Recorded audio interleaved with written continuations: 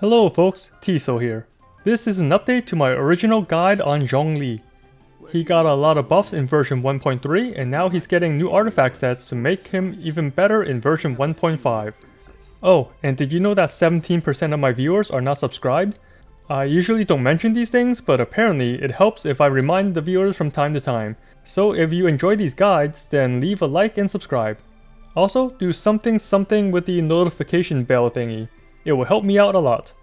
Now with that talk out of the way, let's focus on the CEO of GEO. He can be played as a main DPS or a support. I prefer his support role since there are lots of other characters that can outdamage Zhongli as a main DPS. I will have order! Now don't let the word support fool you. Supports can do a lot of damage too. They are not designated to only buffing and healing. Currently, I think the best two supports in the game are Venti and Zhongli.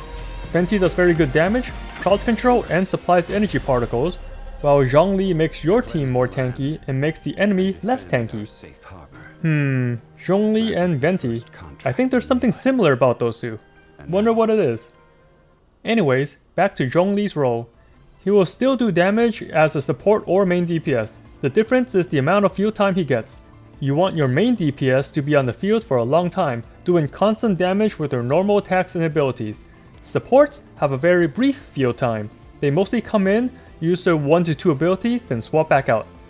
So what has changed in Genshin that has affected Zhongli? Well, besides being low on Mora, he's got a lot of personal buffs to compensate. First off, he now scales even more with HP.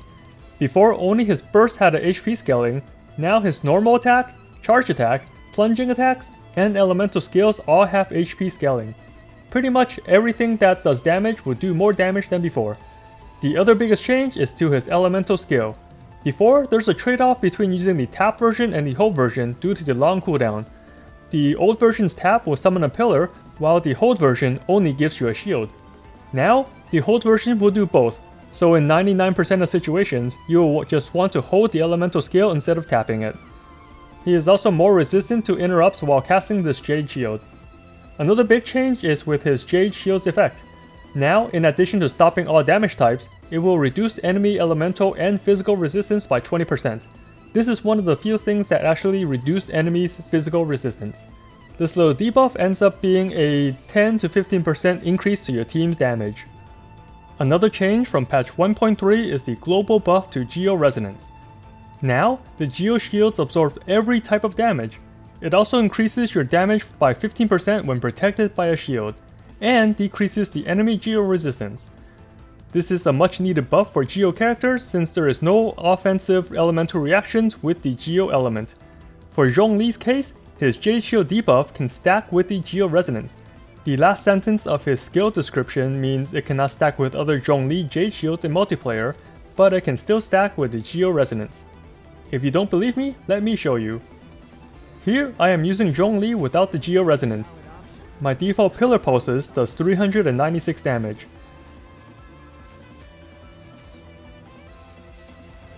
If I use the Jade shield, the damage goes up to 436.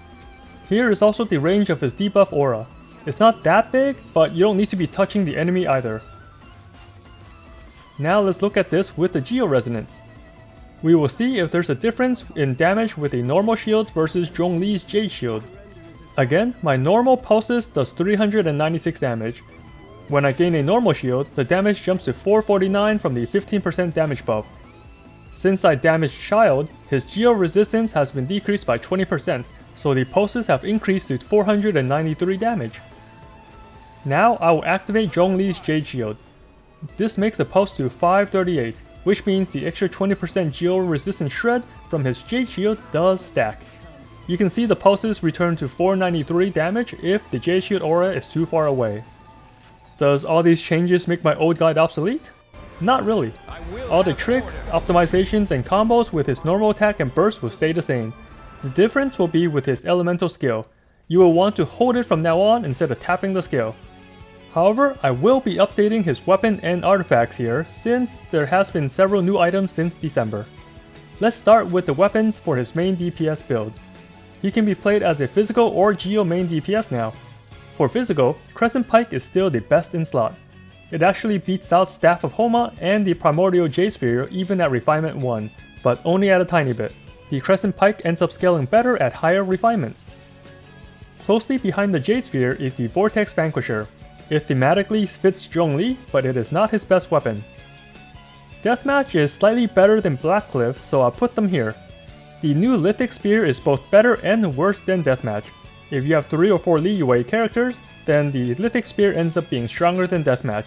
If you have 2 or less Liyue characters, then it ends up being worse than Blackcliff. This is also a time-limited weapon, so it can be hard to get refinements. And in our last tier are the Energy Recharge Weapons.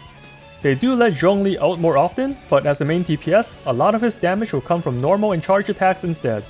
This is why I'm putting the Skyward Spine, Prototype Starglitter, and the Favonius Lance down below the other weapons. And if you are playing as a Geo main DPS instead of physical, then bring Crescent Pike down a tier. It is still a strong weapon, but your artifacts will push more priority towards Geo damage.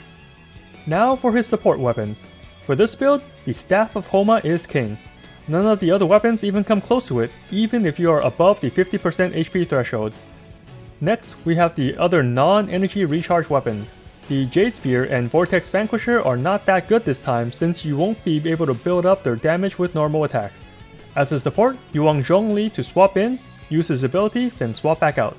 The Deathmatch is a great choice here since the passive will always be active. Then out comes the wild card again. The Lithic Spear behaves pretty much the same this time. If you have 3 or more Liyue characters, then it ends up being better than the Jade Spear. If you have 2 or less, it drops below Blackcliff. And I will put the Skyward Spine at the end of this tier. Its damage ends up being less than the other weapons due to its substat, however, the energy recharge does help him out more often. A similar argument can be used for the Prototype Starglitter and Favonius Lance. If you really need the extra energy recharge to keep a decent burst uptime, then use those and sacrifice a little bit of damage. Now for his artifacts. This is another reason that sparked the update for this guide. With version 1.5 comes 2 new artifact sets, both of which are really good on Zhongli. I will start with the build for the physical main DPS again. You will obviously want a physical damage cup and crit helmet. For his hourglass, you can choose between attack percent or HP percent. An attack percent hourglass will give Zhongli a little more damage than an HP percent hourglass. The difference is about 5 to 7%. It's not big enough to push for one or the other, so use the hourglass with better substats. As for the artifact sets themselves, there are the original sets. 2-piece Gladiator with 2-piece Bloodstain, or 4-piece Retracing Bolide. These end up giving pretty similar DPS. However, the new Pale Flame artifact set will be the best set with a Crescent Pike. The 4-piece bonus makes this set provide 50% physical damage instead of 25%, along with an 18% attack increase. Since his pillar continues to do damage the whole fight, this 4-piece bonus will always stay active. For the Geo main DPS, we will switch all the physical bonus stuff to Geo bonus. This means we will change our goblet from physical to Geo, and swap out the Bloodstain for the Archaic Petra 2-piece. Since it's very difficult to consistently get Geo crystallized shards, we will not use the 4-piece Petra set. And even for a Geo main DPS build, 4-piece Bolide is still pretty good since Zhongli will be dishing out tons of normal attacks. The same goes for 4-piece Pale Flame. It is not a bad choice even with a Geo damage goblet. Now, the artifacts for his support build. The best artifact for him will be the new Tenacity of the Millilith. The 2-piece gives 20% HP, but the 4-piece is where it truly shines. When Zhongli's pillar damages an enemy, the attack of your entire party increases by 20%. This is the same damage increase as the 4-piece Noblesse, but here's the kicker. This buff will stay active even if Zhongli is not on the field. This means he will keep buffing your team as long as the pillar pulses keep hitting enemies. The cooldown of his elemental skill also refreshes well before the pillar disappears, so you can keep placing new pillars and have 100% uptime on this buff, instead of the 12 seconds from the 4-piece Noblesse. Oh, the Tenacity set also increases your shield strength, as if it wasn't already good enough. The other artifact sets will be 2-piece Petra and 2-piece Noblesse for more damage on his burst, or 4-piece Noblesse to provide the damage buff. However, both of these pale in comparison to his new set. For his artifact stats, you will want Geo bonus damage on the goblet and crit on the helmet. For the hourglass, I will put HP percent a little ahead of attack percent this time, since this also increases his shield strength. Also, try to get your crit rate to crit damage ratio near 1 to 2. This means your crit damage should be about twice as high as your crit rate when you look at your character's stats. So that's pretty much all the updates for Zhongli up to version 1.5. Hope this helps those that are thinking about pulling him. I say he is definitely worth it since him and Venti are two of the best supports in the game. However, I know Eula is right around the corner as well, so this can be a very tough decision for free-to-plays. I wish you the best of luck on those roles and thank you for watching my videos.